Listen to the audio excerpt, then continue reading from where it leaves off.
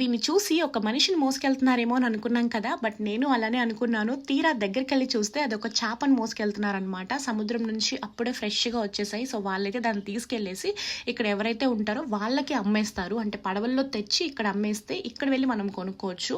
లేదు అనుకుంటే డైరెక్ట్‌గా పడవలొచ్చినప్పుడు మనం పడవల వాళ్ళ దగ్గరికే వెళ్ళి బేరం చేసుకోవచ్చు. మనకొక 50-100 రూపీస్ అయితే వేరీ అవుతూ ఉంటుంది. సో, ఇంతకీ నేను ప్లేస్ ఎక్కడో చెప్పలేదు కదా! ఇదైతే పల్వేర్కాడు, చెన్నైకి దగ్గరలో ఉంటుంది. మేమైతే సూలూరుపేట నుంచి స్టార్ట్ అయిపోయాము. మాకైతే ఒక 70 కిలోమీటర్స్ వస్తుందనమాట. 1.5 అవర్ జర్నీ. 6:00కి స్టార్ట్ అయ్యాము. 7:20కి అంతా రీచ్ అయిపోయాము.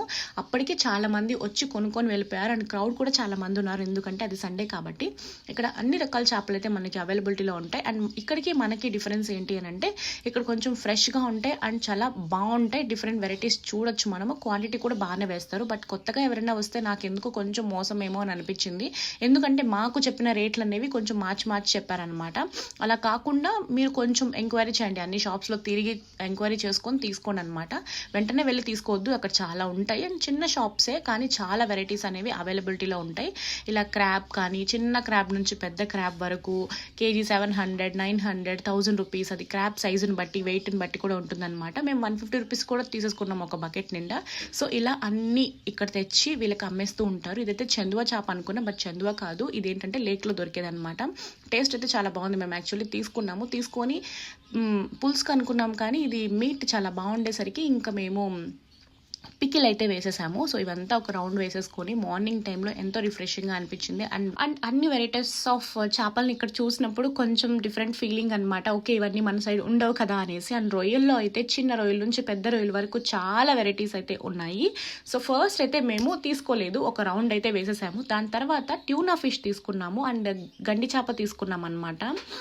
ఇక్కడ ఏంటంటే ట్యూనా ఫిష్ అనేది 250 రూపీస్. యాక్చువల్లీ ఇది సీజన్ కాదంట. సీజన్ అయితే మనకి 100 రూపీస్ కూడా కేజీ దొరుకుతుంది. అండ్ కానంగత్తె అని చెప్పేసి అది కూడా చాలా బాగుంటుంది.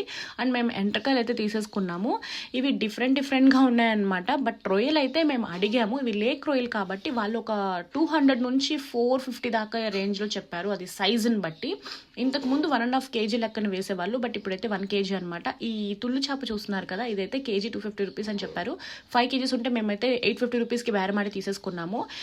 సముద్రం తుల్లు చేప చాలా టేస్టీగా అనిపించింది. అసలు ముళ్ళే లేదు దీంట్లో. యూజువల్లీ తుల్లు చేప అంటే చాలా ముళ్ళు ఉంటుంది, బట్ చాలా బాగుంది. మనం చేపలు తీసేసుకున్న తర్వాత ఇక్కడ కటింగ్కి కూడా మనం చేసేసుకోవచ్చు. ఈ కటింగ్ ఏంటంటే 40 రూపీస్, 50 రూపీస్, 30 రూపీస్ అలా ఉంటుందన్నమాట. ఇది స్క్విడ్ కూడా మా ఫ్రెండ్ తీసేసుకున్నాడు. 300 రూపీస్ 2 కుప్పలు అయితే తీసేసుకున్నాడు అనమాట. సో కటింగ్లో ఏంటంటే మనం చెప్పి కట్ చేసుకోవాలి. మాకు వచ్చిన బ్యాడ్ ఎక్స్పీరియన్స్ ఏంటంటే వాళ్ళు తుక్కుగా కొట్టేశారు.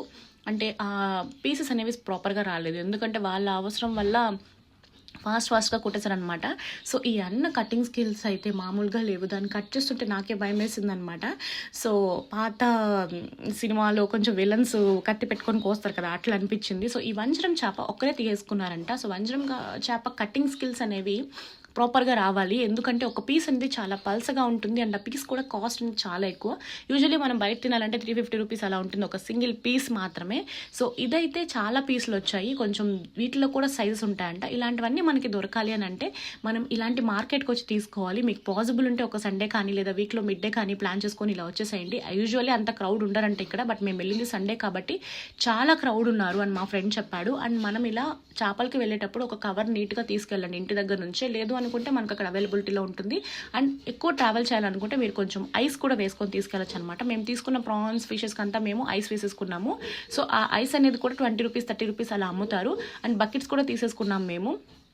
కార్లో పెట్టుకునేటప్పుడు కొంచెం జాగ్రత్తగా పెట్టుకొని. That's it guys. సో ఇది మా ఎక్స్పీరియన్స్ అండ్ మంచి ఎక్స్పీరియన్స్. మనం వెళ్ళి విజిట్ చేసి మన ఫ్రెండ్స్కి కూడా తీసుకెళ్ళచ్చు. వెళ్ళిన కాడికి మనకు ఒకటే కాకుండా మేమైతే మా ఫ్రెండ్స్ అందరికీ కాల్ చేసి మీకు ఏం కావాలి అని చెప్పి కూడా తీసుకెళ్ళాము.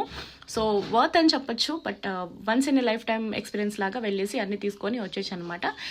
హోప్ మీకు ఈ వీడియో నచ్చిందని అనుకుంటున్నాను. నచ్చితే నెక్స్ట్ వీడియో కలుద్దాం. సో మీకేం చాలా తెలుసు కదా, లైక్ చేయండి, షేర్ చేయండి, సబ్స్క్రైబ్ చేయండి. మీరు కూడా వెళ్ళి ఉంటే కమెంట్ చేసేయండి. Thank you for watching.